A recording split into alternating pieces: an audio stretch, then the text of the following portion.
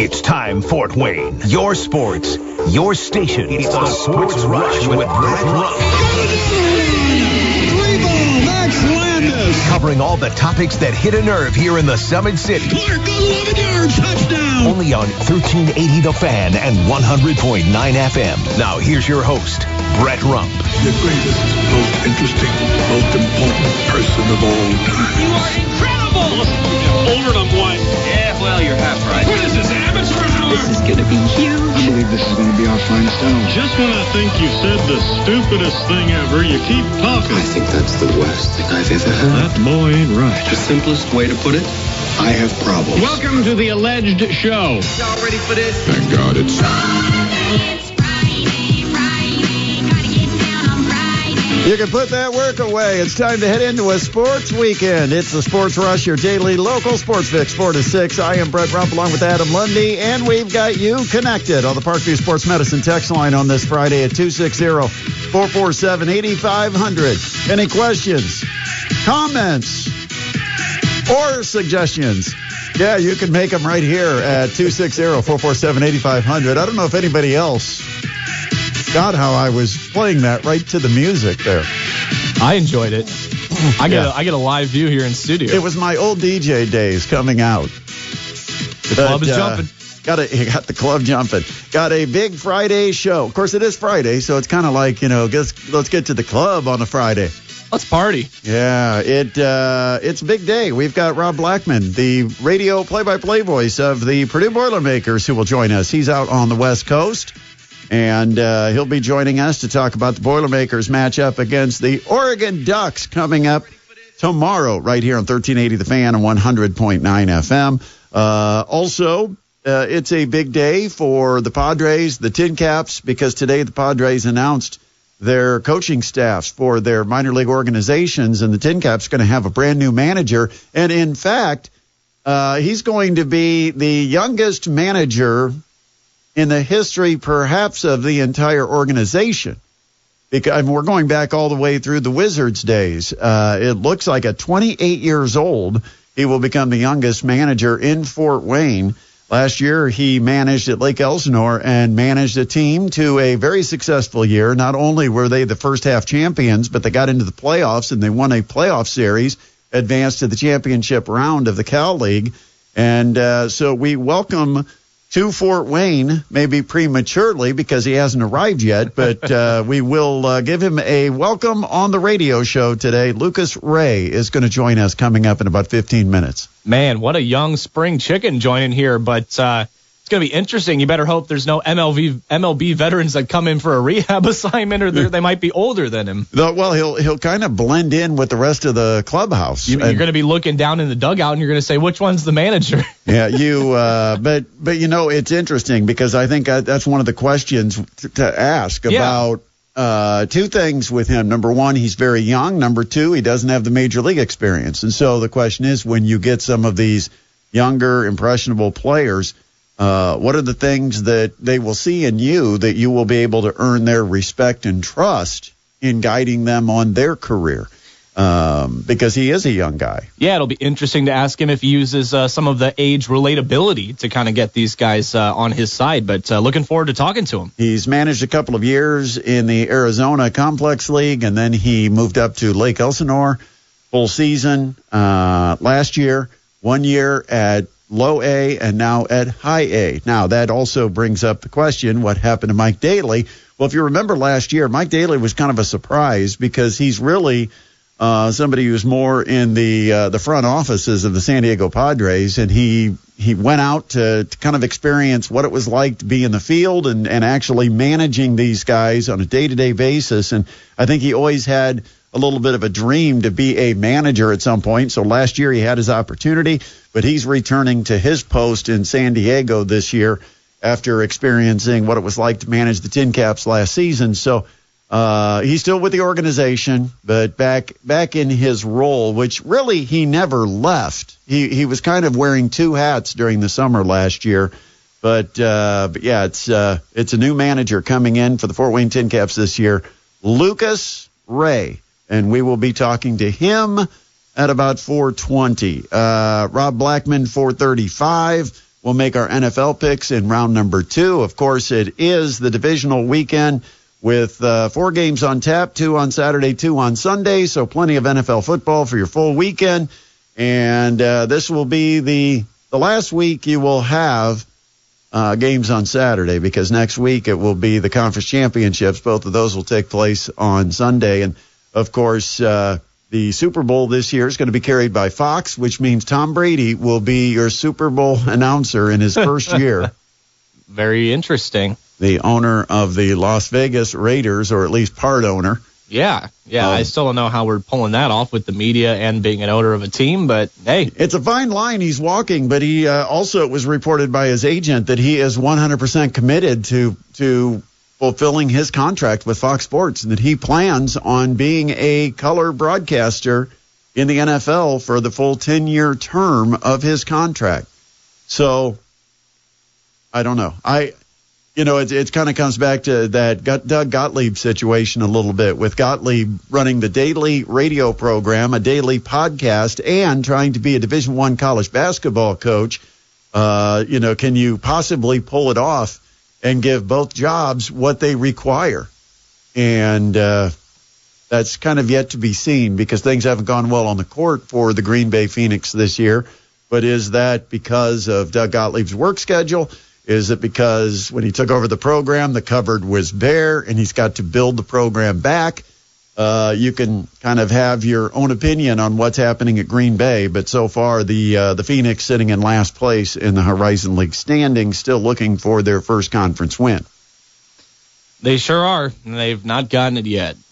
Mastodons beat them. Well, the score misleading because it's a 16-point final, but that before the Dons emptied the bench, I think they were up, 26 or 25, 26 points. It was very, very comfortable. And it was like 25-26 early and just stayed that way through most of the second half. It was never a game. Never a game. Now, the Green Bay roster did get a boost when they got a recruit where they were hoping to have at the beginning of the season. He joined them at the beginning of January. They've got a boost there because now they've got a true big in their lineup, because they were downsized and didn't really have a true big man. But again, when the Dons played Green Bay, the Dons didn't have a true big man either, because Eric Mulder, that was the first game he missed with his ankle injury. And, of course, Mulder's still out of the Mastodons lineup. It's time to get the countdown clock started, Adam. We are 75 and a half hours from the start of the college football playoff championship game. The Notre Dame Fighting Irish and the Ohio State Buckeyes. Oh, it's coming up. It's getting close. I've got to be careful in the way I set the tone of this game, because I don't want anybody to think I'm a homer or I'm showing a favorite, because I understand in this town we've got a lot of Ohio State fans. Oh, yeah. And we've got a lot of Notre Dame fans. Oh, yeah. And, of course, we're the radio station that carries Notre Dame football. So remember, if I'm a little partial, that might be why, not because of any personal feelings. But Ohio State, Notre Dame comes up Monday night. You've got Ohio State with a 13-2 record, Notre Dame 14-1, and we very easily can recall that one lone loss for Notre Dame. Oh, yeah. Sticks in the mind. I wonder, if you looked at their schedule and thought, what would be the game that's the least likely of the entire schedule for Notre Dame to lose? Would that have been the one game that you'd have thought was the least likely? Probably. You know how, I know Ken Palm does it. I think ESPN has a version of it too, where you see the index that gives you what percent chance to win. Yeah. If you went through the Notre Dame season before the season began, I would guess that it was the largest percentage for chance to win for Notre Dame out of anybody on their schedule. I would have to agree. The only other one that would come close is Miami of Ohio, but I think at the time Northern Illinois might have been considered below. Yeah, I think because Miami of Ohio was considered to be a little better in the MAC. In the MAC, yeah. But anyway, you've got Notre Dame, Ohio State. The way they got there, Ohio State beat Tennessee 42-17, beat Oregon 41-21, and beat Texas 28-14, while Notre Dame knocked off Indiana 27-17, then beat Georgia 23-10, and Penn State 27-24. So the path has been a little easier perhaps for Ohio State, but did Ohio State play the tougher route, or did Notre Dame play the tougher route? Not sure we can figure that out. Yeah. But in total in total points, Ohio State has scored 111. Opponents have scored 52 against the Buckeyes, 111-52. Notre Dame's point differential, 77-51. So Notre Dame's allowed 1 point less, but Ohio State has scored 34 more points. I'll tell you what, I wasn't impressed with any of Ohio State's opponents so far. I mean, I wasn't impressed with the way Tennessee looked. I wasn't impressed with the way Oregon looked, and I wasn't impressed with Texas the way they looked against Ohio State. I thought Penn State looked really good at some points against Notre Dame. But the question is, was that Ohio State? Or is it Notre Dame? Yeah. I mean, what actually is impacting the fact that the opponents look bad? Because if you've got a really dominant team, you would expect the opponent of that dominant team to play poorly or to look like they're playing poorly. I guess the question you would ask is, would Notre Dame have similar scores should they have played Tennessee, Oregon, or Texas? That's a good point. And what would Ohio State have done against Indiana, which we already know what they did against Indiana. But, 27-17 was the score against Notre Dame, but Indiana didn't make the two glaring mistakes like they did against Ohio State. If you take those 2 points away, what was it, 24-15? Something around there, yeah. I think the score is pretty consistent against Indiana. And then, excuse me, you've got Georgia and Penn State. You do, and, Georgia, they did not put up a whole lot of points against Notre Dame. Their defense looked really good in that one. Kind of makes you wonder if Ohio State, if that had been more of a shootout against the Georgia Bulldogs, if those two had matched up. It seems like it's been a lot of opportunities for Ohio State to put up a lot of points against their opponents so far. Total passing yards is where you see the biggest discrepancy between these two teams, because Ohio State has thrown it. In their 3 wins, they have thrown it for 925 yards. Notre Dame in the postseason has thrown it for 558. Now, you could say, well, that's because of Notre Dame's ground game. They haven't had to throw it. Well, Ohio State has almost kept pace with Notre Dame on the ground. Ohio State's total rushing yards, 418. Notre Dame, 464. And so, ultimately, it comes down, I think, to Notre Dame's secondary and their ability to contain Egbuka and Jeremiah Smith and some of these big weapons down the field for the Ohio State Buckeyes. Because if Ohio State's able to throw it, I think it's game over. They've got to be able to take away. And I think Ohio State's still going to make plays. Notre Dame is going to have to make some plays. Riley Leonard's going to have to play well.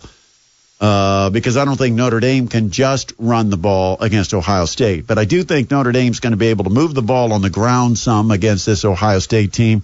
I'm a little concerned about Notre Dame's injuries in their offensive line, because I think that takes a little bit of that edge away. But I think if you look at the running game overall, slight advantage to Notre Dame.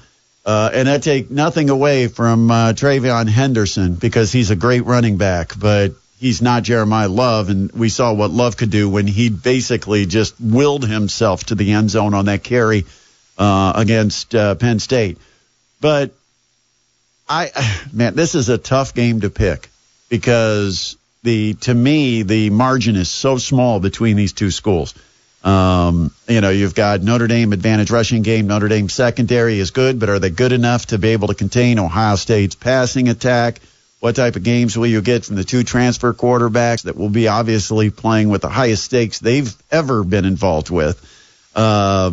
It may come down to the team that makes the fewest mistakes, and that really sounds like a cop-out, because that's so easy to say. The team that makes the fewest mistakes no will one's win ever this. said that. I've never heard that one before.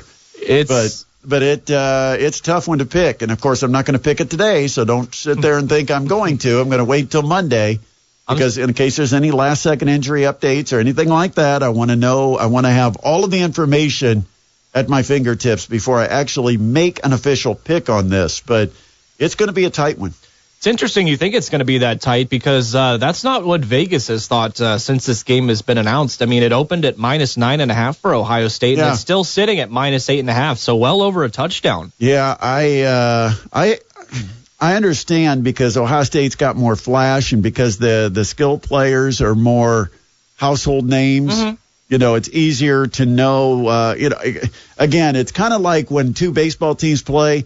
No matter how disciplined and defensive one team could be, if the other team hits more home runs, they're always going to be the favorite because people just think, the team that, has. Yeah. And that's why the Yankees are always a favorite because they got all the guys that hit the long ball. Bronx Bombers. Yeah, the Bronx Bombers. But in this, I think Ohio State they'll make plays. I mean, you just are not going to be able to stop everything Ohio State does, but you've had an extended time to be able to prepare. I remember Marcus Freeman has a connection and a history with Ohio State where he played. So I think this game means a little bit more to him because of that. I think it's going to be a battle. And I think if I was taking points as of today, I'd go ahead and snag points. You give me 8.5, I'd probably take them. Now it could very easily end up being like a 31-21 game, but regardless, I think that's a lot of points to offer when two teams are as evenly matched as these two teams. All right, we've got to get a break in. And you know what we're going to do? We're going to hold off on the headlines. Yep. We'll try to sneak those in later. Because I don't want to get behind this hour because we've got Rob Blackman following Lukas Ray. So I want to keep things on clock, and we're a little behind here in our first segment. So we'll get headlines maybe in the 5 o'clock hour. But right now, we'll take a break. We've got Lukas Ray. We're going to introduce you to the new TinCaps manager coming up on the other side of the break. This is the Sports Rush on 1380 The Fan and 100.9 FM.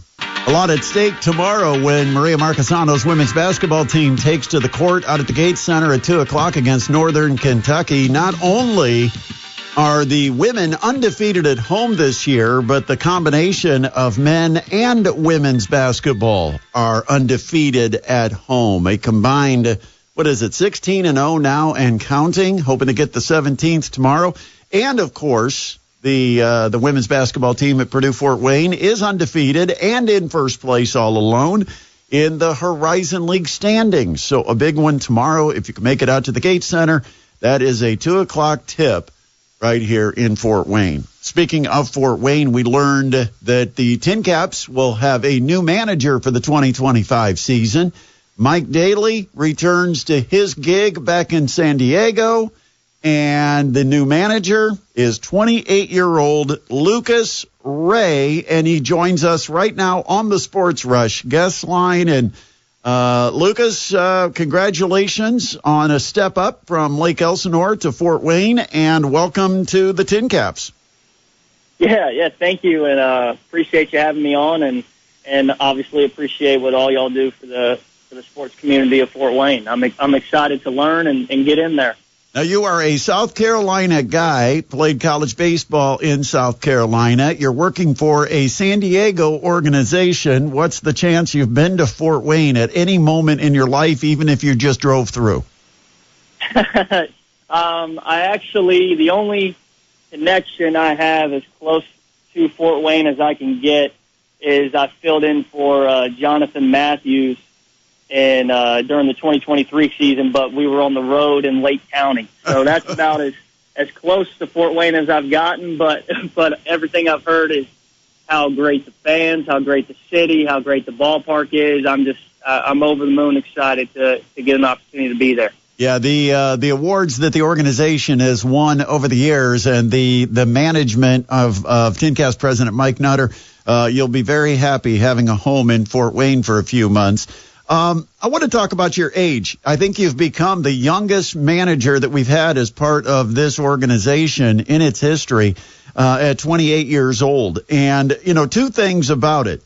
You're young and you don't have a professional background that's on your resume. So what is it about you, your style, that allows you to kind of get not only the opportunity, but earn the respect of the young professional baseball players you'll be managing this summer?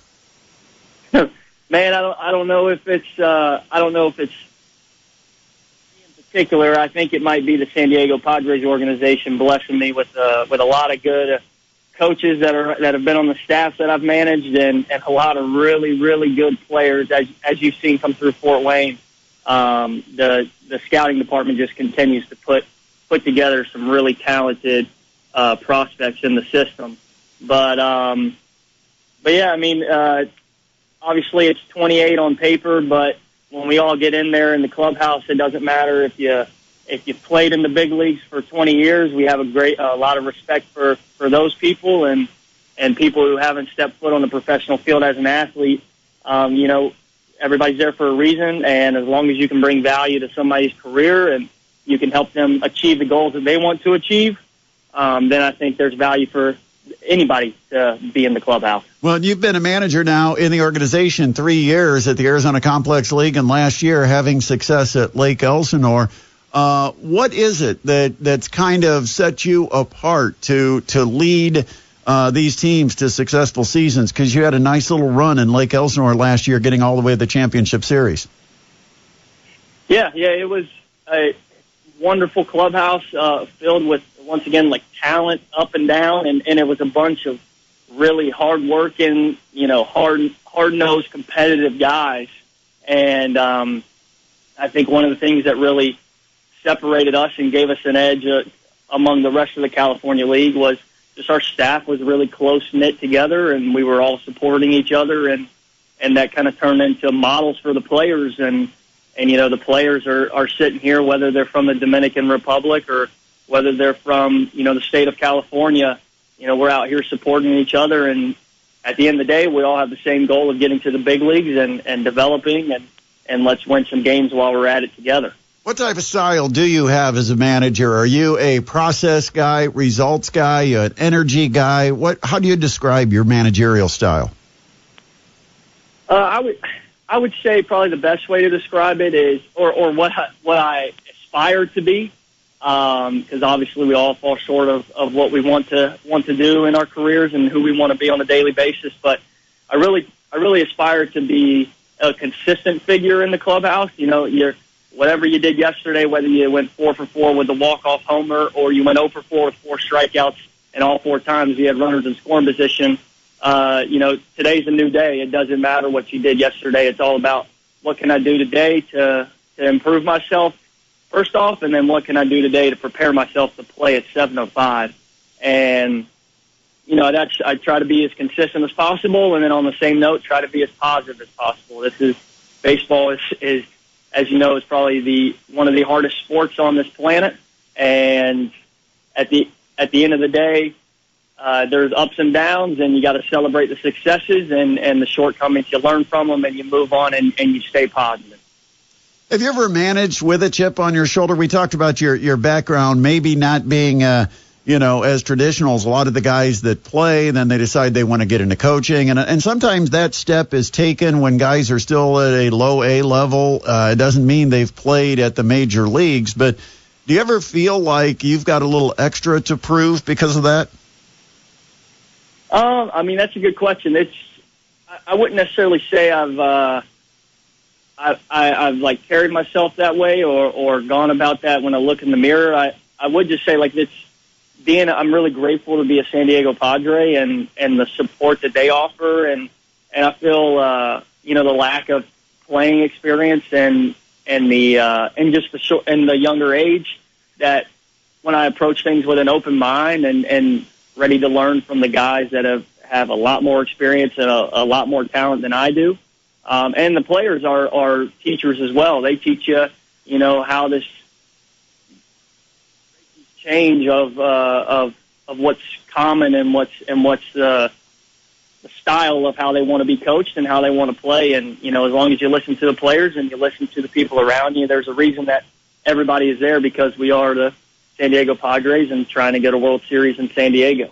When you played in South Carolina, I know the Padres have had some success pulling some guys out of the Carolinas over the last few years. The thoughts of like Mackenzie Gore come to mind. Did you ever have any experience in your playing days of either going against or being on a team with anybody who ended up in the Padres organization? Man, I'm sure there are quite a bit of people. I want to say I think I played high school baseball against G.K. Young. Oh, okay. he played on that Coastal Carolina University National Championship team in 2016, and I think he had a short stint with the Fort Wayne TinCaps in the Padres organization. Yep. That's the first one that comes to mind.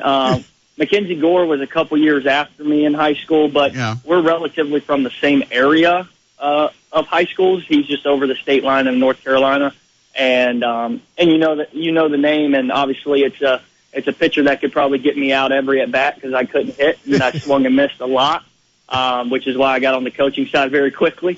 But yeah, I mean the Padres do have a track record of coming into the Carolinas and the area scouts and the cross checkers, and then Chris Kemp, the director, who is I am incredibly grateful that I manage inside a system that he put players in because, like I said at the beginning, I get gifted with a lot of talent in the clubhouse and makes our job a lot easier. You're a former catcher, I understand, and there's always been a long-held belief in baseball the catchers make the best managers. In a day and age of analytics and so much technology, is it still true? And if so, what makes catchers special as managers? Man, that's a really good question. I would say probably, personally, in my opinion, I think the best, whether it's a manager, hitting coach, pitching coach, strength coach, whoever, the best in their field is, in their specific field are the ones who can blend everything together. They can blend all this access of information because there is a lot of useful information, and then there's also a lot of information that becomes noise and distraction. And it's the people that can blend that with a high level of feel, we call it.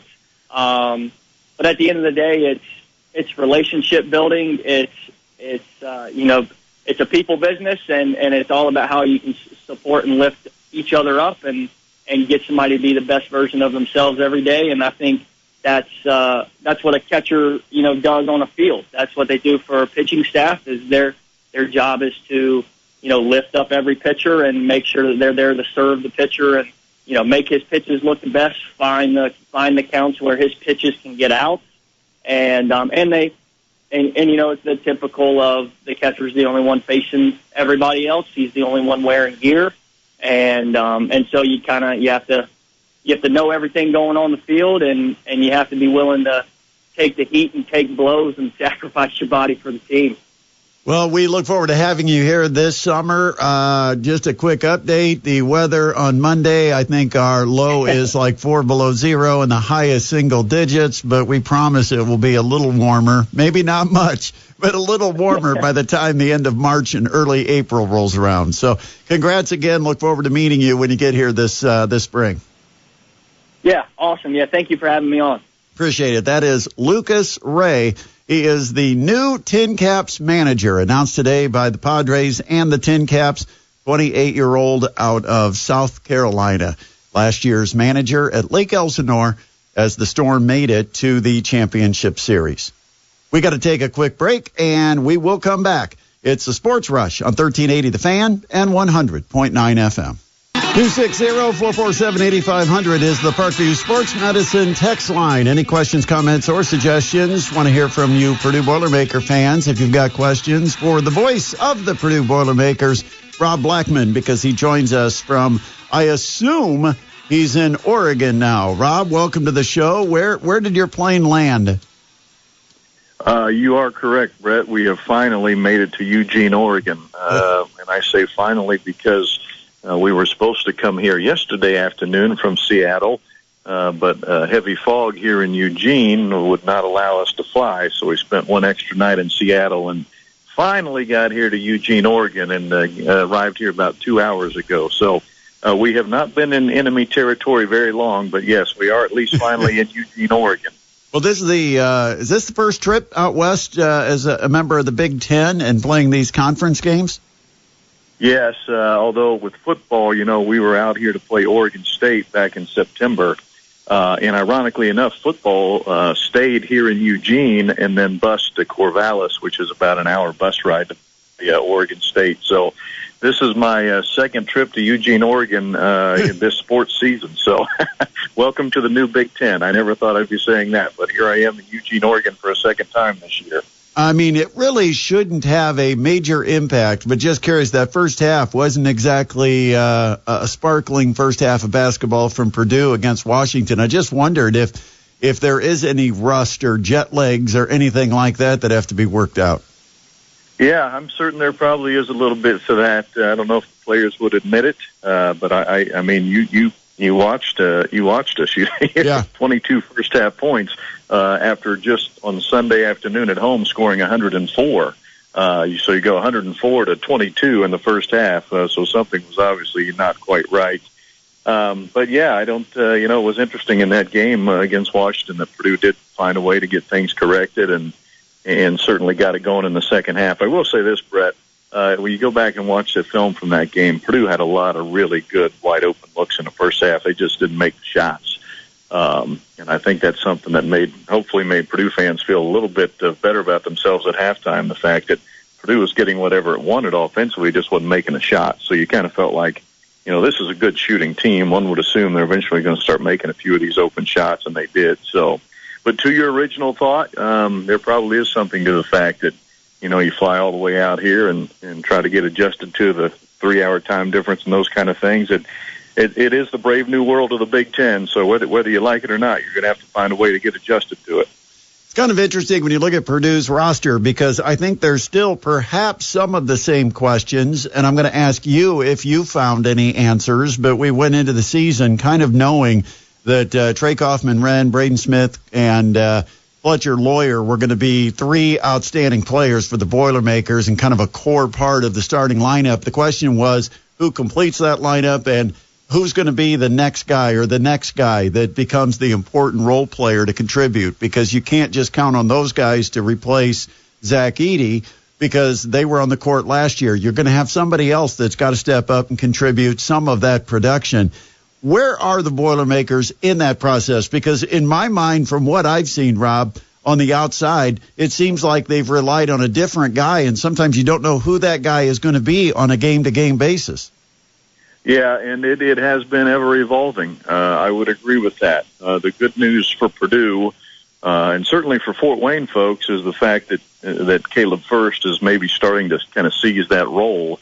He's coming off his best game of the season against Washington earlier in the week with that 15-point performance.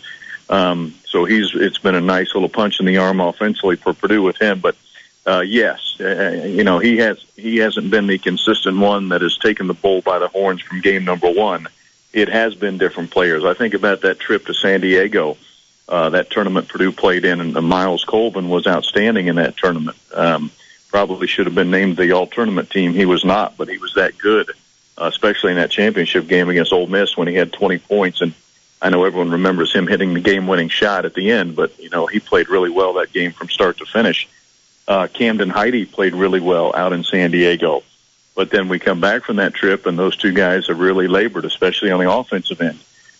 So guys like C.J. Cox have had to step in and fill the void when needed. C.J. on Sunday had 23 points against Nebraska. So to get to what you're talking about, it really has been a different player for the most part that has had to step up and try to really supplement those three, the big three that Purdue is running all of its offense through. And that's the thing, when you have three talented players like Purdue does in the three you mentioned, all the plays offensively are going to be run for those three guys. We're not going to run any plays for Camden Heide, or we're not going to run any plays for C.J. Cox. If they find their offense, it's going to be because they've gotten out in transition and got some easy layups, or they've gotten an offensive rebound and found a way to put the ball back in the basket that way. But yeah, it's an ever evolving group of who can help the big three, as we like to call them. And look, as long as someone is helping in that category, doesn't matter who it is, then Purdue's going to be okay. What we have found out in the losses, especially the one against Auburn, when you have no one else step up to help the big three, those are the games where Purdue's going to struggle. Well, and C.J. Cox is kind of a case in point because he had that huge game against Nebraska, and then in the game at Washington went scoreless and was 0 for 4 from the field. I mean, right. You can't get the consistency from some of these guys. Does some of that come back to how teams are defending Purdue? That you mentioned they don't run plays for them, so obviously they've just got to get it in the flow of their offense, and it depends how the defenses are playing them. Is some of it just who ends up getting their opportunities that day because of the defensive game plan for the opponents? Yeah, sure, absolutely. And again, who's getting out and running in transition to maybe get an easy basket or two? The one thing about playing with Braden Smith is if you are willing to get out and sprint the floor in transition, as we saw with Camden Heide, as we saw with Miles Colvin on those alley-oop reverse dunks against Nebraska, if you're willing to get out and run the floor, Braden Smith will find you. So it's a matter of that's where you're going to have to find your offense if you're one of those guys that we spoke about a moment ago. And look, CJ's had, again, you talk about a consistency. I go back, Brett, to the game against Alabama where he scored 11 in a row. 11 in a row. As a true freshman playing the second-ranked team in the country. But then I think the next game he had 0 points, kind of to your point. So consistency is something you're looking for from those other guys. But, yeah, it's as I said a moment ago, as long as one of those guys is stepping up and making plays, Purdue's normally in pretty good shape. It just doesn't seem to be the same guy every night. Does Purdue as a program have a consistent identity, or has that identity changed year to year with the way the roster is constructed? Because, I mean, obviously last year, if you had talked about Purdue's identity, you just said Zach Edey. But you know, that blue collar and the sharing of the ball, is there an identity that's consistent from year to year? Well, I would say the fact that Purdue, even though Purdue fans may not believe it, Purdue is still throwing the ball inside because that's what Matt Painter wants. He always wants that ball to get thrown inside. It just happens to be a different guy catching the ball this year in Trey Kaufman-Renn. And we're still running a ton of high ball screen offense, which last year I think Purdue was either first or second in the country in pick-and-roll offense. If you look at pick-and-roll usage at the top of the key, Purdue is still in that mode offensively. I would say this for this team, Brett. I don't know that they had much of an identity on the defensive end in the first 8 or 10 games of the year. And if they did have an identity, it wasn't a good one. Too many easy points in the paint, too many easy transition buckets, too many wide open shots. For whatever reason, since the calendar has turned to 2025, Purdue has really shored things up on the defensive end. I do think a part of that is Caleb Furst has really helped add some real punch to that end of the floor for Purdue. And it's probably not just that simple as Caleb Furst being in the lineup. But I will say this, for a team that was really bad defensively early in the season, and Coach Painter would be the first to admit that, we were really bad. I mean, really bad on the defensive end that first 10 games or so. This team is really, really coming around here as of late. So hopefully that trend continues because Purdue has always been known, even back to the Gene Cady days, as a hard-nosed, blue-collar, really going to guard you tough, maybe won't have the best offensive players in the world, but certainly will make it tough on you on the defensive end. Purdue's getting back to that identity here this year, now that we're into 2025, and hopefully as a Purdue fan that can continue.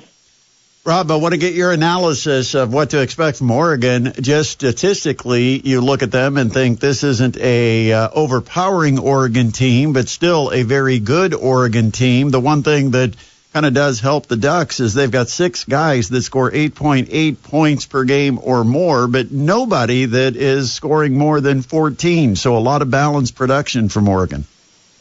Yeah, the other thing they have going for them, Brett, is 9 seniors. If you count redshirt seniors and seniors in general, 9 seniors, a couple of those guys they picked up from the transfer portal this past off season.